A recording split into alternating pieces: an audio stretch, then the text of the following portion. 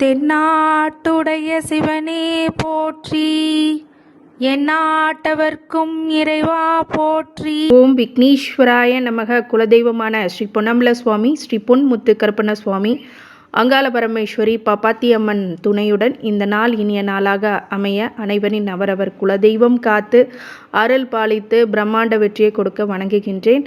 இன்று பிறந்த நாள் மற்றும் திருமண நாள் காணும் அனைத்து சொந்தங்களுக்கும் என்னுடைய நல்வாழ்த்துக்கள். இந்த ஐஸ்வர்யம் ஆஸ்ட்ரோ நேயர்களுக்கு என்னுடைய பணிவான வணக்கங்கள். உங்களுடைய அஸ்ட்ரோ சஃப்னா பேசுகிறேன். உங்களை சந்திக்கிறதுல மிக்க மகிழ்ச்சி.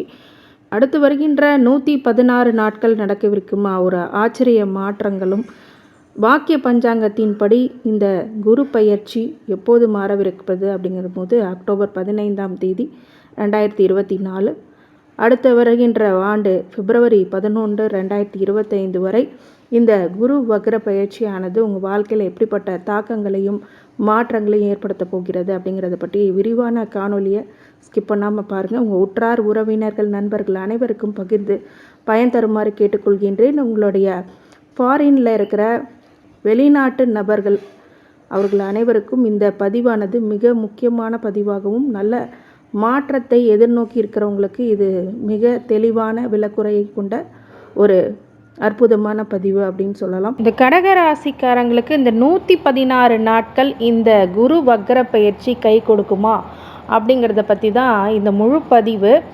மிகவும் துயர நிலையும் துக்க நிலைகளையும் கடந்து மிகப்பெரிய வெற்றிகளை கொடுக்க காத்திருக்கக்கூடிய கடகராசிக்காரங்களுக்கு இனிமேட்டு நல்ல காலம் பிறக்குமா, நிம்மதி பிறக்குமா, எங்களுடைய வாழ்க்கையில் புதுவிதமான வெளிச்சங்கள் நம்மளுக்கு வருமா அப்படின்னு சொல்லிட்டு நிறைய பேர் கடகராசிக்காரங்க ஏங்கி தவிக்கக்கூடிய விஷயங்கள் நடந்திருக்கு. அஷ்டம சனியோடைய தாக்கத்திலிருந்து மிக லகுவாக தந்திரமாக நீங்கள் உங்களுடைய வாழ்க்கை நடையை எப்படி பண்ணிகிட்ருக்கிறீங்க அப்படிங்கிறத முழுக்க தெரிந்தவர்களுக்கே அது வெளிச்சம்.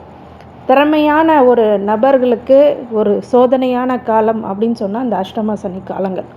இந்த அஷ்டம சனி காலங்களில் படாத துயரம் இல்லை, அவமானம் இல்லை, பிரச்சனைகள், அப்படி ஒரு வேதனையான ஒரு காலகட்டத்தை நீங்கள் இப்போ கடந்து கொண்டிருக்கிறீர்கள் அப்படின்னு சொல்லலாம். இதில் ஒரே ஒரு விஷயம் அப்படின்னா, பூச நட்சத்திரத்துக்காரங்களுக்கு மட்டும் சுக்கிர திசை மட்டும் இருந்தது அப்படின்னா, இல்லை அடுத்து வர நட்சத்திரங்களை, அது பூச நட்சத்திரம், புனர்பூசமோ பூச நட்சத்திரமோ, இந்த அடுத்து வருகின்ற இந்த நட்சத்திரங்கள் கடகராசிக்காரங்களுக்கு அந்த பூச நட்சத்திரத்துக்காரங்க சில பேருக்கு சுக்கிர திசை வந்திருக்கும். 3 நட்சத்திரங்கள் யாருக்காவது சுக்கிர திசை இருந்ததுன்னா ஓரளவுக்கு பொருளாதார நிலையில் கொஞ்சம் ஏற்றங்கள் இருக்கும். ஆனால் அது எல்லாத்துக்குமே நடக்குமா அப்படிங்கிறது உங்கள் ஜனனகால ஜாதகத்தை பார்க்கும்போது மிக தெளிவாக தெரியும். எங்கங்க சுக்கிர திசை இல்லாமல் வேறு யாராவது அந்த சுக்கிரனுடைய ஆதிபத்தியம் இல்லை, அந்த சுக்கிரனுடைய நல்ல ஒரு விஷயங்கள் இல்லை அப்படிங்கிறவங்களாம் மிகப்பெரிய மன உளைச்சலுக்கும் கடன்காரங்களாகவும் நோய்வாய்ப்பட்டு ஆக்சிடெண்ட்ஸ் நிறைய பேருக்கு ஆகக்கூடிய விஷயங்களும் நடந்திருக்கும்.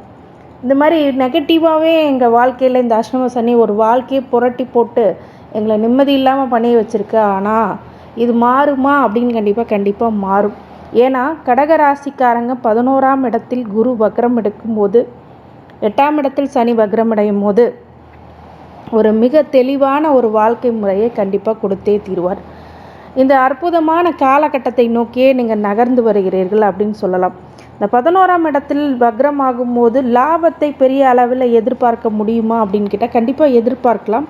ஆனால் நீங்கள் செய்கிற தொழிலையும் 11ஆம் இடத்துல வக்ரமாக இருந்தனால செய்கிற தொழிலில் வேலைகளில் மிகப்பெரிய நல்ல மாற்றங்களும் முன்னேற்றங்களும் கண்டிப்பாக இந்த காலகட்டத்தில் கொடுத்தே ஆகும். அந்த மாதிரி நல்ல விஷயங்களும் உங்களுக்கு நடக்கும். ஆனால் அதில் பார்க்கின்ற பார்வையை பொறுத்து பலன் அதிகங்கிற அடிப்படையில் 11ஆம் இடத்துல 5ஆம் பார்வையாக 3ஆம் இடத்தை பார்க்கும்போது ஒரு சில விஷயங்கள் நீங்கள் தெளிவாக புரிஞ்சுக்கணும். அந்த 3ஆம் இடத்தை பார்க்கும்போது 3ஆம் இடத்தை கேதுவும் இருக்கிறார். அப்படிங்கும்போது அடுத்தவர்களால் ஒரு சில பிரச்சனைகள், பிணக்கங்கள் அப்படிங்கிறது வரக்கூடும். இந்த குரு வக்ரம் அந்த நேரத்தில் 3ஆம் இடத்து கேதையும் மனசில் வச்சுக்கணும். 3ஆம் இடத்து பார்வை குரு இருக்கிற வரைக்கும் அந்த வக்ர பார்வை, குரு பார்வை உங்களை காப்பாற்றுச்சு. இப்போ குரு வந்து 11ஆம் இடத்தை வக்ரம் ஆகிறாரு.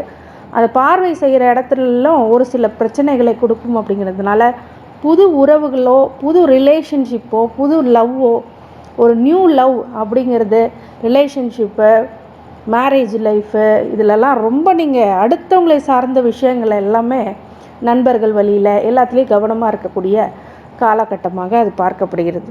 9ஆம் இடத்துல ராகு ஒரு சில தந்தை வழியில் ஒரு சில பிணக்குகள் பிரச்சனைகள் வந்தாலும் கூட இந்த ராகு 9ஆம் இடத்துல போகும்போது திடீர் அதிர்ஷ்டமும் திடீர் யோகமும் திடீர் பண வரவுகளும் நல்ல ஒரு புதையல் கிடைக்கக்கூடிய அளவுக்கு ஒரு சில விஷயங்கள் அதிர்ஷ்டங்கள் கண்டிப்பாக கிடைத்தே தீரும். ஆண்டவனுடைய புண்ணியத்தில் இனிமே உங்களுடைய வாழ்க்கையில் மிகப்பெரிய வெளிச்சத்தை இந்த 116 நாட்கள் கண்டிப்பாக உங்கள் வாழ்க்கையில் கிடைக்கும். சரி, வேறு எங்கெல்லாம் நான் கவனமாக இருக்கணும்? அடுத்தது 5ஆம் இடத்துல புத்திரவாயிலியில் வக்ரம் அடைகிறது. இந்த பார்வை மூலியமாக 11ஆம் இடத்துலேருந்து 7ஆம் பார்வையாக 5ஆம் இடத்தை பார்க்கும்போது புத்திர வழியில் ஒரு சில பிரச்சனைகள் இருக்கும். குழந்தைங்கள வழியில் உன்னிப்பாக கவனிங்க. உங்களுடைய மகன் மகளுக்கு திருமணம் செய்து வைப்பதிலையோ இல்லை படிப்பு விஷயங்கள்லையோ ஏதாவது ஒரு பிரச்சனைகள் ஏற்படக்கூடிய வாய்ப்புகள் இருக்கிறதுனால கவனமாக அந்த விஷயத்தை கவனித்து பாருங்கள். அந்த நேரத்தில் மிகப்பெரிய ஒரு மன உளைச்சல் காலாகாமல் அவங்கள நோட்டீஸ் பண்ணுங்கள். அது ஒரு சில விஷயங்களை உங்களை மாற்றி அமைக்கக்கூடிய நல்ல அற்புதமான தருணமாக கண்டிப்பாக மாறும்.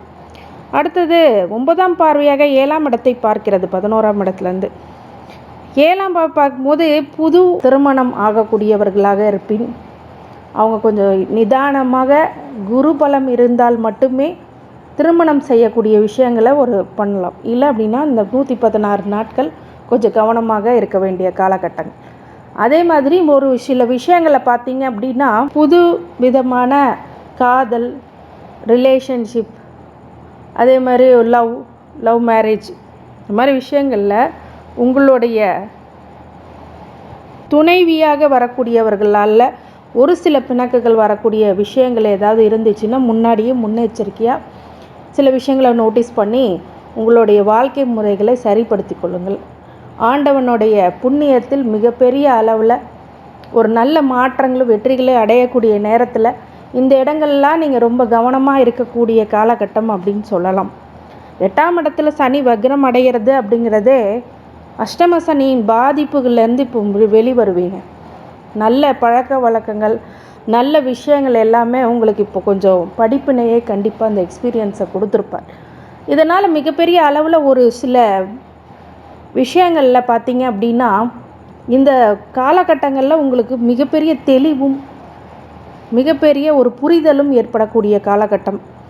9ஆம் இடத்துல புத்திர தோஷம், அப்படி இந்த 9ஆம் இடத்துல இந்த பாக்கியஸ்தானத்தில் இருக்கக்கூடிய ராகுவானவர் உங்களுக்கு அதிகமான பக்குவங்களை கொடுத்திருப்பார். தந்தை வழியில் அவர் சொல் பேச்சு கேட்கக்கூடிய மாணவர்களாகவும் அவரோட மகன் மகளாக இருக்கும்போது தந்தை பேச்சை கேட்கக்கூடியவர்களாக இருக்கும்போது இந்த பிரச்சனைகள் பெரிதாகாது.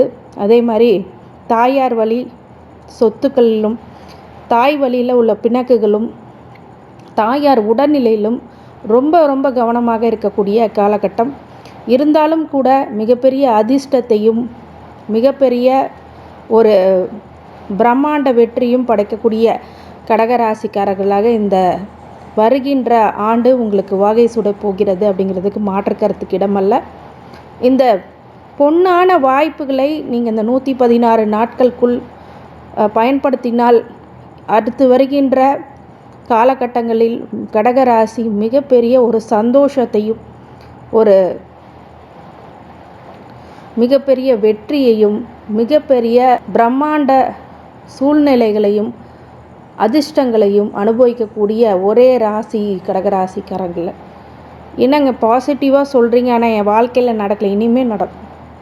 116 நாட்கள் இந்த குரு வக்கரமும் இந்த சனி வக்கரம் அடையும் போதும் உங்களுடைய திடீர் அதிர்ஷ்டங்கள், திடீர் யோகங்கள், லாட்ரியில், ட்ரேடில், ஷேர் மார்க்கெட்டில், ஆனால் அதெல்லாம் உங்கள் ஜாதகத்தில் கரெக்டாக இருக்கான்னு பார்த்துக்கோங்க. அது ஜோதிட ஆலோசனைக்கு எனக்கு கால் பண்ணிங்கன்னா ஷேர் மார்க்கெட் பண்ணலாமா வேண்டாமா. ஏன் அதை சொல்கிறோன்னா சூதாட்ட விஷயங்கள் இந்த அஷ்டம சனி காலங்களுக்கு மிகப்பெரிய பகையாகவும் எதிரியாகவும் இருக்கும். நிறைய பேர் ஒருத்தரை நம்பி இன்வெஸ்ட்மெண்ட்ஸ் பண்ணி பணம் வராத அளவுக்கு இருப்பாங்க. சில பேருக்கு பொருளாதார நெருக்கடிகள் இருக்கும். அதனால் ஏமாந்து போகக்கூடிய விஷயங்கள் இருக்குது. யாரை நம்பி ஜாமீன் போட்டுறாதீங்க, நல்லா மாட்டிப்பீங்க. நிறைய பேர் மாட்டியிருப்பீங்க. நிறைய பேருக்கு அறுவை சிகிச்சை நடந்திருக்கும், ஹாஸ்பிட்டல் சின்னதாக செலவாவது பண்ணியிருப்பீங்க. அடுத்தது வண்டி வாகனங்களில் ரொம்ப கவனமாக இருக்கக்கூடியதாகவும் கண்டிப்பாக உருவாகக்கூடியதாக இருக்குது. கண்டிப்பாக தந்தை வழியில் அனுசரித்து செல்வது அப்படிங்கிறது ரொம்ப நல்லதை கொடுக்கும். இந்த கடகராசிக்காரங்களுக்கு இந்த குரு வக்ரமானது மிகுந்த அதிர்ஷ்டத்தையும் ஐஸ்வர்யத்தையும் தைரியத்தையும் மனோ நிம்மதியும் ஆரோக்கியத்தையும் கொடுக்க வேண்டும் என்று எம்பெருமான் மகா ஈஸ்வரனை வேண்டி வணங்குகின்றேன். வாழ்க வளமுடன். திருச்சிற்றம்பலம்.